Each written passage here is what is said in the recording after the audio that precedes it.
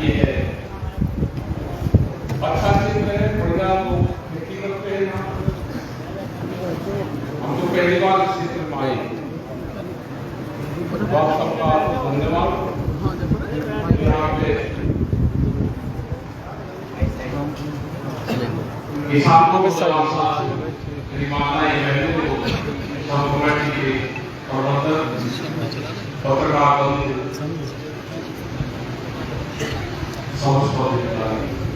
देखो मुद्दे और पार्टी आंदोलन दिल्ली में चला और उसके बाद में भी पूरे देश भर में आंदोलन है, क्योंकि अभी सरकार पीछे हटकर सरकार तैयार नहीं है।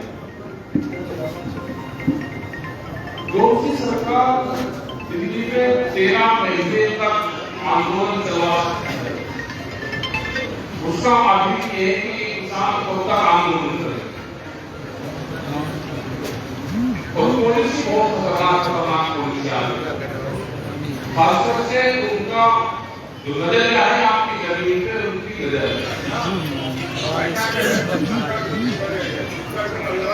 जमीन वो पट्टे की जमीन हो, गांव समाज की जमीन हो, इसी संस्था में जमीन हो।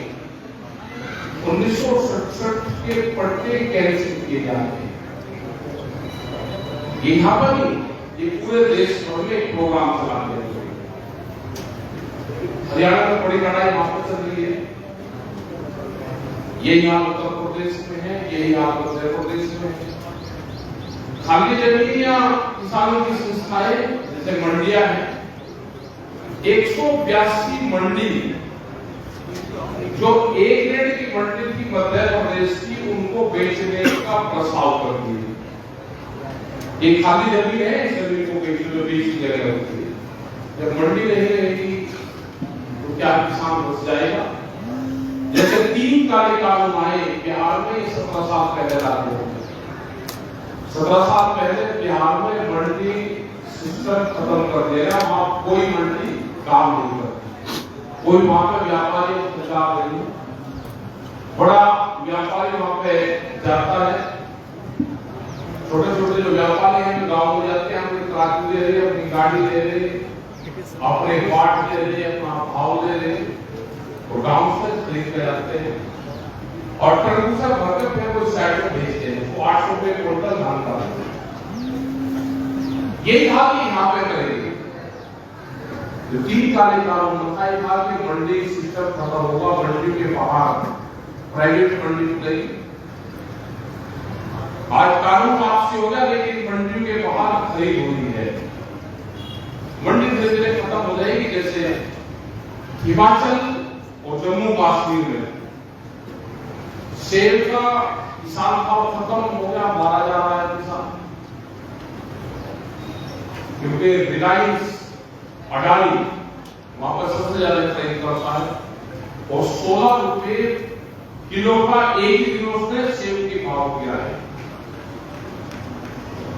वहां पे उदयपुर वाटी का एक क्षेत्र पड़ता है, 150 किलोमीटर तक वहां पर मंडियां नहीं है।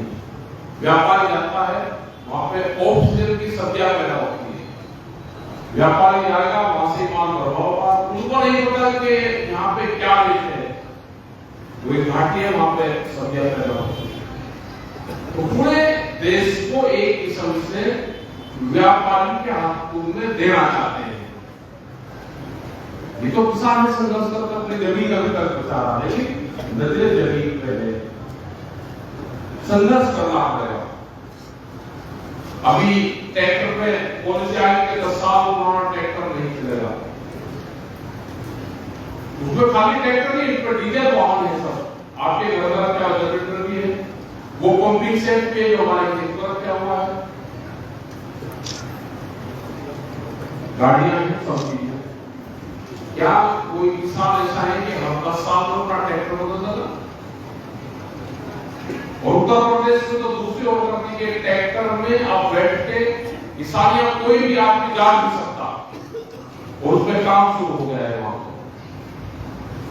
तो हमने कहा कि ये ट्रैक्टर पे पाबंदी नहीं, किसान आंदोलन में ट्रैक्टर ना आए वो पाबंदी है। क्योंकि ट्रैक्टर ही तो हमारा साधन है किसान का। तो बहुत संघर्ष आप लोगों को सब जगह करने पड़ेगा। अभी दूसरे कई कानून लेकर सरकार आ रही है। बिजली अमेंडमेंट बिल जो दिल्ली के टाइम पे तय हुआ था कि बिजली अमेंडमेंट बिल को हम नहीं लेकर आएंगे, अगर आएगा तो आपसे सवाल करेंगे किसान से, उसको लेकर आगे प्राइवेट एजेंसियों को, कंपनी को बिजली देंगे।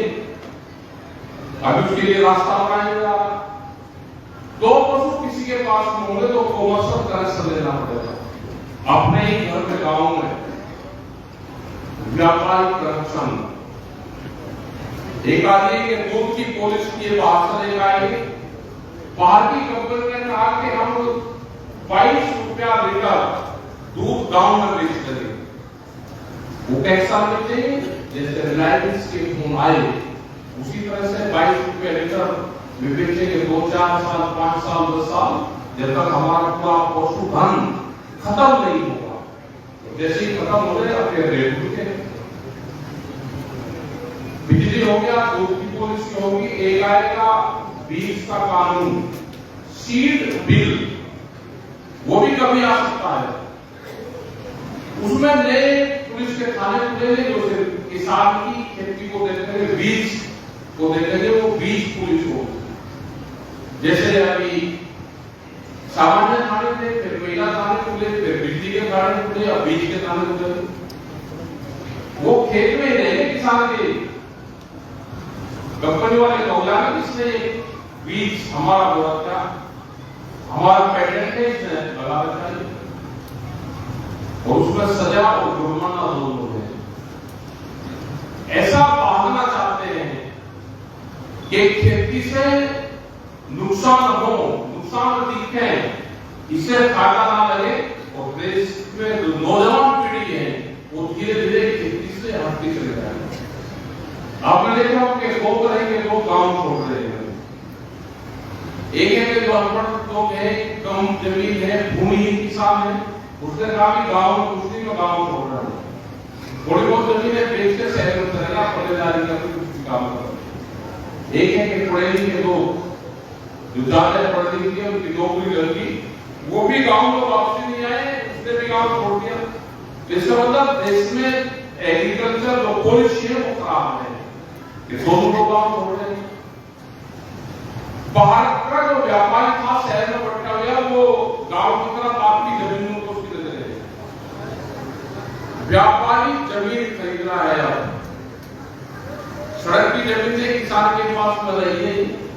अगर हाईवे सड़क की जमीन है, आप यहां से दिल्ली तक चल लो, कोई जमीन किसान के पास नहीं मिलेगी, ज्यादातर जमीन बिक चुकी है।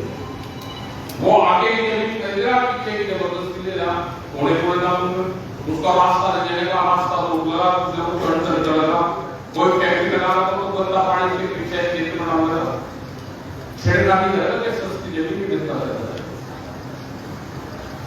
मिला के ये जमीन को बचाना है तो आंदोलन का रास्ता करना पड़ेगा। आपकी नौकरियां खत्म हुई, 7 साल में हमको 14-15 करोड़ नौकरियां निकली थी। नौकरी मिली भी कौन सी रही कि खाना पूर्ति कर रहे हैं, कि 4 साल में भर्ती करेंगे उसको निकाल देंगे, भर्ती करेंगे निकाल देंगे, डाटा इकट्ठा करेंगे, कंपनी की भर्तियां करेंगे। दूसरे विभागों में भी यही आएगा, लेकिन एमपी और एमएलए बन जाएगा, वो एक एमपी बढ़ जाएगा, एमएलए बढ़ जाएगा, वो दूसरे साल में मिलेगा, दूसरी योजना में मिलेगा। हमने कहा तो उसमें भी एलिजिबिलिटी बढ़ा दो, वे भी बढ़ जाएंगे, दूसरे लोगों को भी मौका मिलेगा। ऐसे ही संशोधन किया है इन्होंने, लेबर एक्ट में संशोधन किए। कोई भी अब कंपनी में नौकरी करने वाले बच्चे जो नौकरी करते हैं फैक्ट्री में, वो अपनी यूनियन नहीं बना सकते, उनमें संशोधन करते, कोई परमानेंट अब नहीं होगा।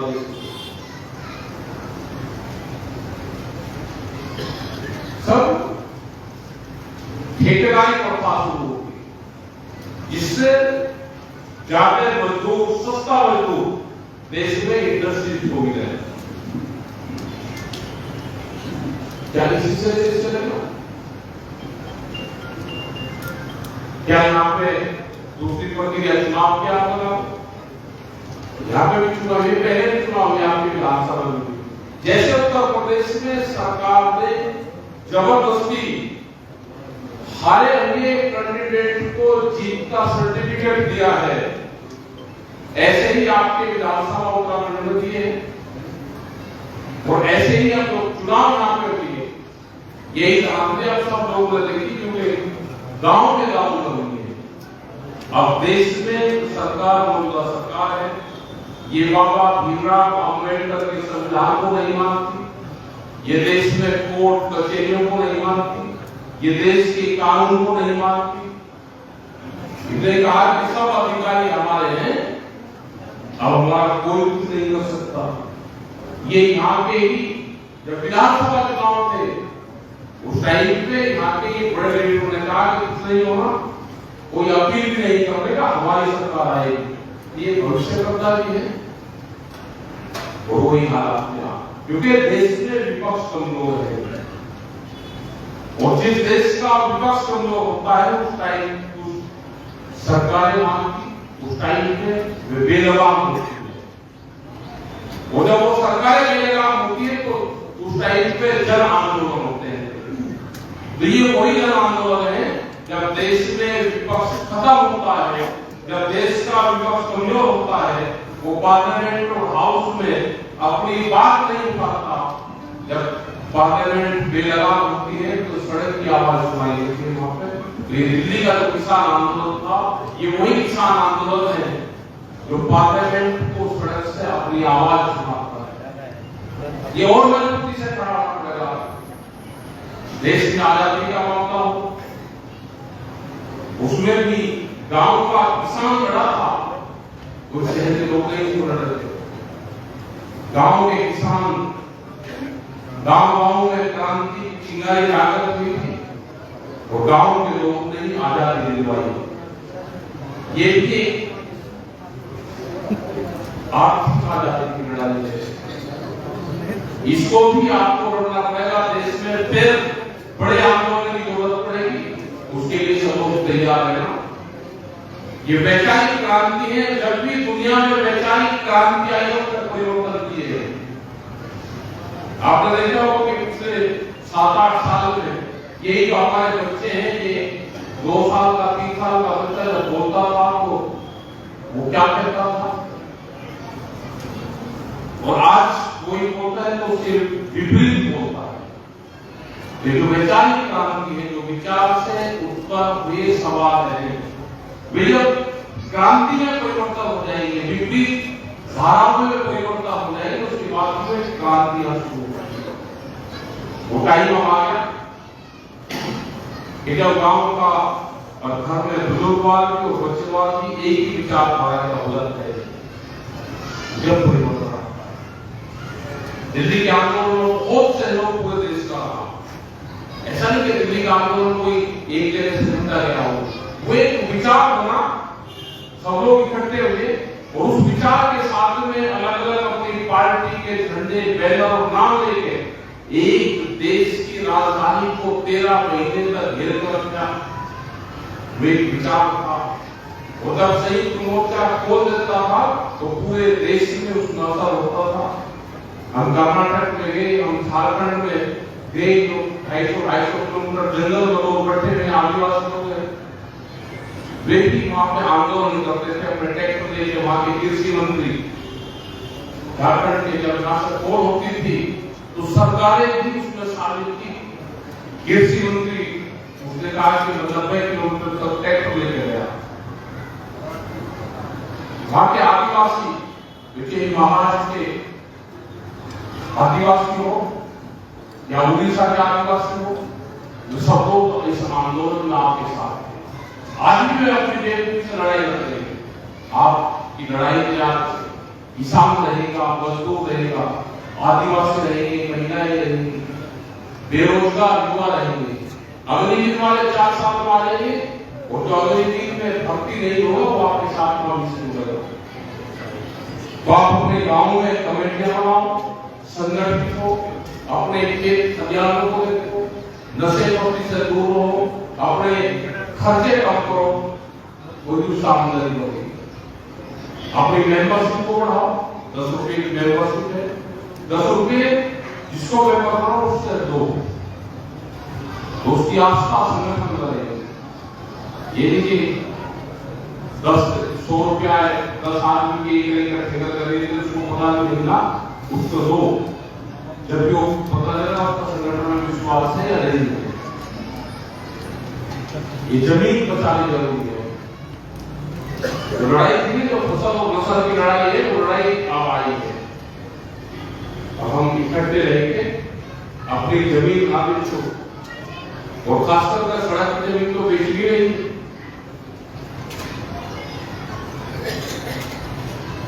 नहीं तो सड़क की जमीन बेचेगा वो बराबर का दीवार करेगा, 8 फुट का उसका रास्ता छोड़ते हैं ना, आगे वहां जाता पीछे और दीवार करते हैं, पीछे की जमीन सस्ती खरीदते हैं। एक षड्यंत्र चल रहा है।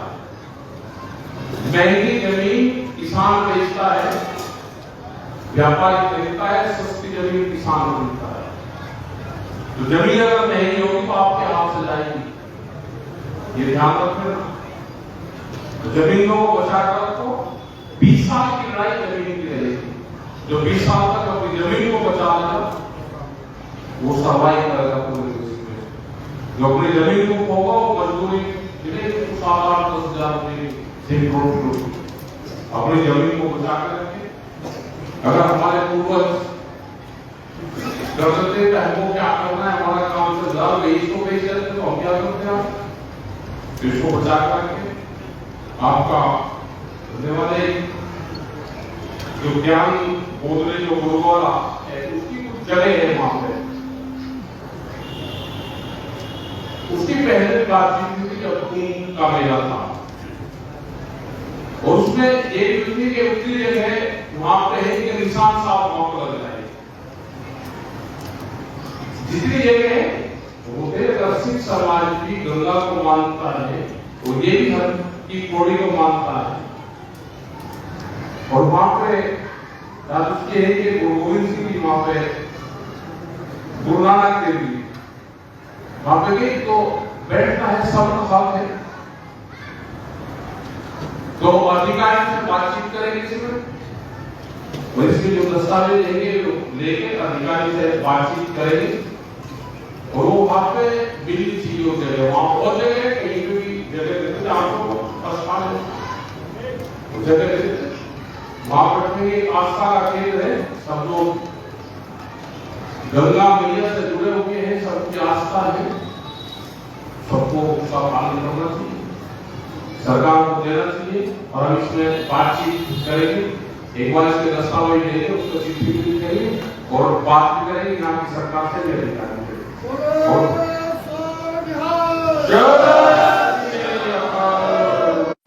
गुरुद्वार का ध्यान रखें। बहुत बड़ा आंदोलन में गुरु का बड़ा योगदान रहा। अगर लंगर ना होते तो हम वहां नहीं बैठ पाते। जो व्यवस्था गुरुद्वार की जो वहां पे बैठे और जो लंगर चलाए वहां पे, तो उसी से 13 महीने आंदोलन चल पाया। सब लोगों का बहुत सहयोग वहां पर रहा, और आगे भी हम लोग ये कि आप इसी तरह से आंदोलन में अपना ध्यान रखते रहे। जो हमारे बापे हैं वे हमेशा कभी स्टेज पर नहीं आए बापा करें अपने लंगर पर जाना, तो उन्होंने कहा कि हम तो यहाँ पे यही हमारा स्टेज है, वे कभी बोलने भी नहीं। उन सब लोगों का धन्यवाद है, सब गुरु भर का धन्यवाद है।